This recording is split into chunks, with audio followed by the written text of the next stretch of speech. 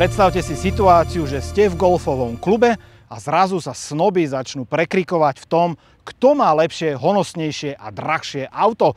Padajú tam mená ako Rolls-Royce, Bentley, Maybach. No ale zrazu vy vytiahnete ESO z rukáva a poviete, ja mám starú Toyotu. Nastane hrobové ticho, ale vy viete, že existuje Toyota, ktorá sa hrdo môže postaviť čelom práve spomínaným značkám. Tá Toyota sa volá Century a poháňajú jediný 12-valcový motor, ktorý táto značka produkuje. A v zásade je to jediné japonské auto, ktoré má 12-valcový motor vpredu a hnané zadné kolesá. Ja som si samozrejme k tomuto autu aj zadovážil svojho osobného šoféra, pretože snad nechcete, aby som sedel za volantom. OK, to si tiež vyskúšame, ale primárne je toto auto stávané pre zadných pasažierov. No a ak sa teraz divíte, že prečo mám takúto mikinu šedu na sebe, pretože to vôbec neladí k tomuto autu, tak ste na omyle, pretože ona farbou a materiálom ladí dokonale. No ale nech sa páči na zadné sedadlá. Viac vám vysvetlím počas jazdy.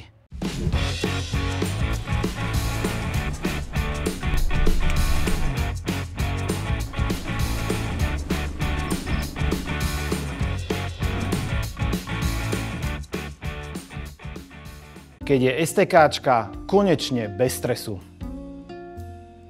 Navštívte niektorú z našich staníc.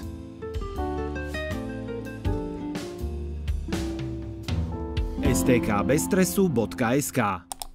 No ale úplne prvú vec, s čím začneme, je samotný štart tohto auta. Jednak ten prejav, to pípanie a tie hlášky v japončine, o ktorých vôbec nič netučím. Takže nemôžem vám to preložiť. Takže pán vodič, prosím vás, naštartujte auto. Áno, pane. To je štartér ako zo superšportu. Naozaj, musí byť veľký ako melón. No. Nejaký problém? Nie, pane. Nie. OK, zapneme si samozrejme klímu, lebo už sa potím dosť. Isté. A potím sa kvôli jednej veci. Kvôli môjmu svetru. Ten dám za chvíľku dolu. Chcel som vám ukázať, že aké čalúnenie je v tomto aute. Pozrite sa. Jednak jedné. Ja mám ušitý sveter z čalúnenia v tomto aute. No a určite sa teraz pýtate, prečo tu nie je kožené čalúnenie? Pretože v tomto prípade tu máme semiš. A prečo je tu semiš a nie koža? Má jednoduché vysvetlenie. Takýto semiš lepšie pohlcuje hluk. Keď ideme v tomto aute, to je, že koberec lietajúci. Ten 12-valcový motor vôbec nedáva o sebe vedieť. Čiže ak by ste si kúpili Century kvôli tomu, že chcete mať zvuk, ako má Pagani Zonda, tak vás sklamem. O tom motore vy vôbec neviete. Môžete prosím nás pridať? Áno, pane.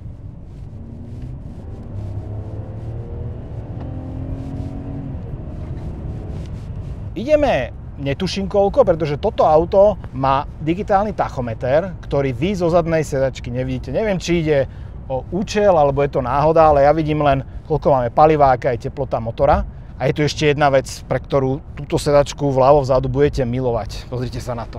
Otvorím si toto sedadlo a môžem si tam prestrčiť nohy dovnútra, ale nechcem sa úplne vyzovať, aby sme náhodou nenabúrali, lebo šoféra by mohli štípať oči. Ale vy si tu krásne viete nohy dať až úplne dopredu, samozrejme sedačku si viete nastaviť akokoľvek to potrebujete. Na tejto sedačke sa vozia v Japonsku len vysokí štátni úradníci alebo prípadne ľudia z kráľovskej rodiny. No a teraz sa vôbec dostávame k tomu, že čo je to tá Century zač. To, v čom sa vezieme, je Century druhej generácie na nerozoznanie od tej prvej, ktorá sa vyrába od roku 67. V súčasnosti od roku 2018 už máme generáciu tretiu, tá je trošku iná. Mimochodom z druhej generácie sa vyrobilo len 9,5 tisíca kusov. Takže vidieť aj toto v Japonsku je celkom vzácnosť. A to nehovorím o tom, že my sme momentálne na Slovensku. Prvá generácia sa vyrábala 30 rokov takmer bez zmien. Pod prednou kapotou bola V8.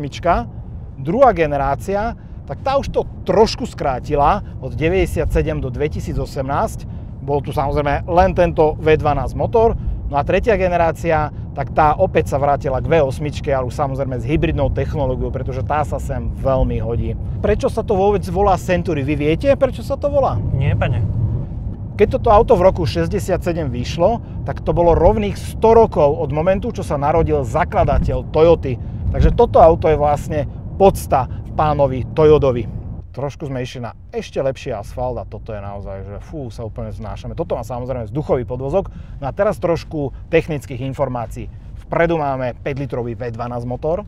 Tých koní tu máme 300 oficiálne, údajne ich je ďaleko viac, ale v Japonsku sa predávalo len s 280 koňmi, pretože je tam nejaká gentlemanská dohoda, alebo bola v platnosti, keď sa teda domáci výrobcovia zaviazali, že žiadne postavené auto v Japonsku nebude mať viac ako 280 koní. Krútiaci moment tu máme 480 Nm, čo je síce číslo, ktoré má veľa aut, ale čo nemá veľa aut, tak 400 Nm je k dispozícii už pri 1200 otáčkach. To auto má veľmi príjemnú akceleráciu. Aj napriek tomu obrovskému motoru a počtu valcov a newtonmetrov vôbec tá akcelerácia nie je nejaká, že by vám lámala krk. Ale to nie je o tom, že by to nevedeli urobiť v Toyote. To je o tom, že nechceli to tak spraviť. Pretože ja vzadu nechcem zažívať také tie prudké pohyby. Aj keď môj šofér pridá, tak pozvolna sa to auto tak nadýchuje, za chvíľu samozrejme to vystrelí na veľmi vysokú rýchlosť. Ale všetko je tu urobené naozaj do komfortu. Veľmi dôležité je, aby toto auto bolo spoľahlivé a tam si myslím, že táto Toyota prečí akúkoľvek inú konkurenciu. Už len taký detail, každá vetva tohto motora má samostatnú riadiacu jednotku a auto je postavené tak, že ak príde k zlyhaniu jednej z nich alebo sa niečo stane na niektorej strane valcov, auto musí po svojich dojsť až na najbližšie miesto, kde ten pasažier si môže prestúpiť do ďalšieho auta. Century je postavená tak, aby vás nikdy, nikde nenechala. No a čo sa týka samotnej výroby, tak to je opäť veľmi dôležitá vec, pretože toto auto je stavané dodnes ručne. Každé jedno má rodnú knihu, má rodný fotoalbum, do ktorého tí ľudia na linke, ktorí to ručne skladajú, potom čo doskladajú daný komponent, odfotia a zaradia do tejto knižky. A tuto akorát svadba, to je bolo pekné auto, no aj nevesta pozera, ale nebereme nevesty dneska, nie, takto som rád. Pán vodič samozrejme teraz zapol klimatizáciu, ktorá je v japončine, ale my sme si to tu nejako prekladali, aby sme sa dovtípili, že čo je tam popísané. A ten zadný pasažier samozrejme, aby mal optimálny tok vzduchu okolo seba, tak má tie výduchy aj na streche, pod nohami, v stredovom stĺpiku alebo v stredovej lakťovej opierke, ktorá vyzerá, ako keby si ju chcel vodič dať k sebe, ale ona je napevno daná. Ja si ju však môžem otvoriť. Mám tu ovládanie. Ovládač taký oldschoolový, ako z veľkej televízie. Mám tu pred sebou samozrejme monitor. No a to som vám ešte neukázal, čo mám tuto.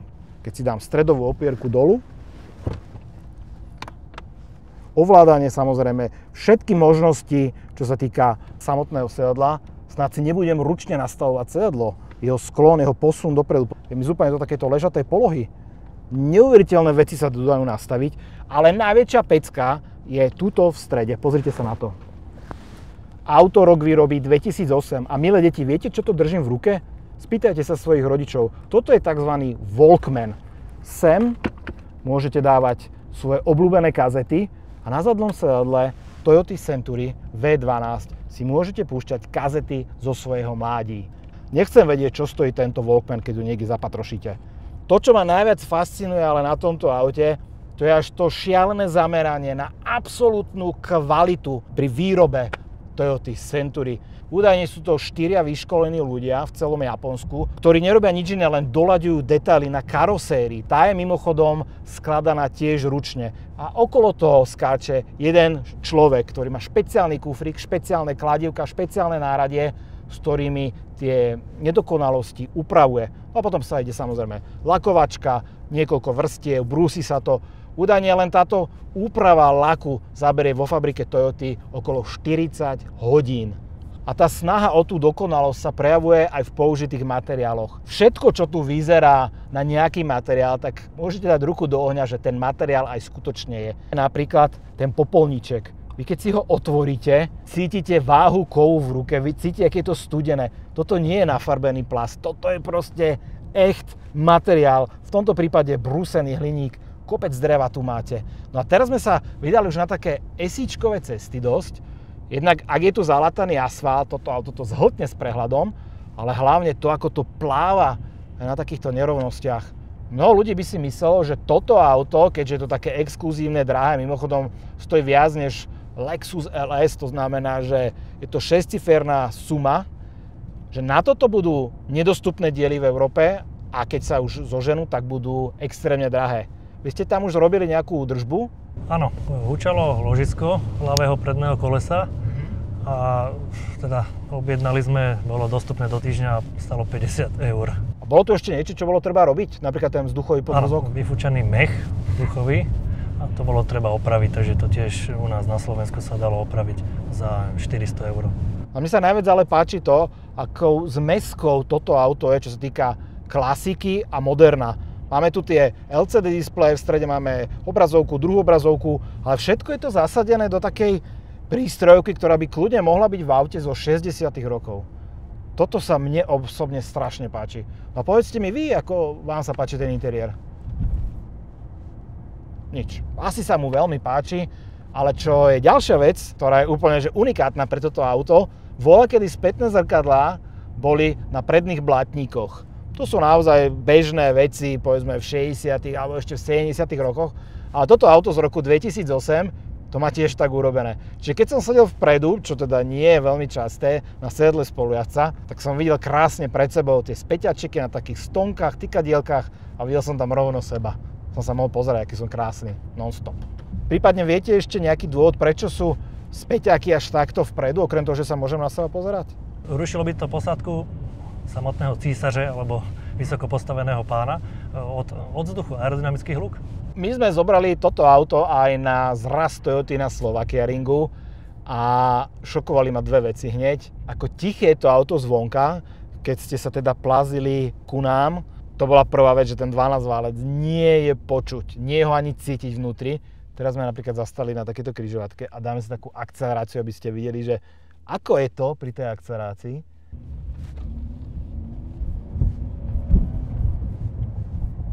Nič.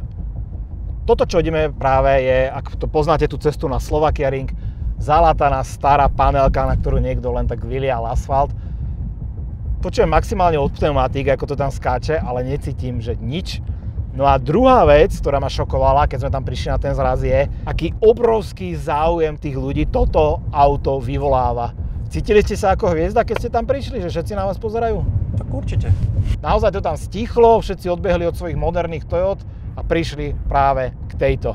I keď toto je moderná Toyota vo svojej podstate, len tak vyzerá chudák staro. Ale v tom je aj jej čaro, by som povedal, pretože opäť aj zvonka kombinácia toho moderného a toho klasického. Či toto je, aký štýl toto auto. Máte, pane, aj záujem napríklad na svadby voziť ľudí? Áno, už budúci týždeň sme dostali pozvanie, alebo teda sa nás pýtali, či by sme ich neposkytli toto vozidlo na... A prijali ste tú ponuku? Áno, samozrejme. Na dĺžku toto auto má 5,3 metra, váži 2,1 tony, čo nie je nejaký úplný extrém, keď to tak zoberieme. Marziaká elektrika má toľko. A na šírku to má 1,9 metra. Naozaj pre tých dvoch ľudí vzadu je to veľmi príjemný posed. A opäť mi padli oči na tie ovládače, ktoré tu sú. Neuveriteľné detaily, krásne.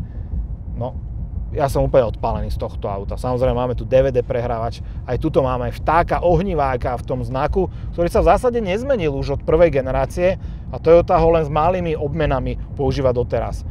A jedno možno z tých tajomstiev toho komfortu je to, že tu máme krásne balóny. Ja dúfam, že vás nenapadne to v budúcnosti vymeniť za nejaké chromové dvaciny. V žiadnom prípade. Ostáva originál tak, ako je. Samozrejme. No a späť ešte trošku k technike. Mohli ste tu mať buď 4-stupňový automat alebo 6-stupňový. Všetky vyrobené kusy boli pravostránky s malou výnimkou. Toyota údajne vyrobila 100 kusov s ľavostranným riadením, ktoré potom exportovala najmä do Spojených štátov, ale aj do iných krajín. Chcel by som veľmi vidieť, či sa nejaká dostala aj k nám, aspoň do bývalého Československa. Počul som kadejaké. Jedna pani povedala, ale neviem, či sú pravdivé tieto storky. Čím viac sa vozím v tomto aute, tým viac si všímam takých veľmi príjemných detailov. Samozrejme, máte tu toto madlo, aby ste pri tom nastupovaní sa mohli niečo pridržať. Ďalšia vec, podlaha je v rovine s krajom auta. To znamená, že tu nie je žiaden prach v tomto aute. Jedna z takých legend hovorí, aby aj dámy z tej vyššej spoločnosti mohli vystupovať z tohto auta so všetkou tou cnosťou a s tou vážnosťou. To znamená, že žiadne porozťahované nohy alebo vyhrnuté sukne, nič z toho. Veľmi komfortne nastúpite a veľmi komfortne vystúpite. A čítal som jednu veľmi zaujímavú story, pýtali sa hlavného inžiniera pre Century, že kto je vlastne konkurencia pre toto auto. Pane, vy viete? Rolls-Royce? Nie, podľa inžiniera alebo šéf inžiniera je jediná konkurencia pre Century len predchádzajúca generácia Century. Tak si veria tí Japonci.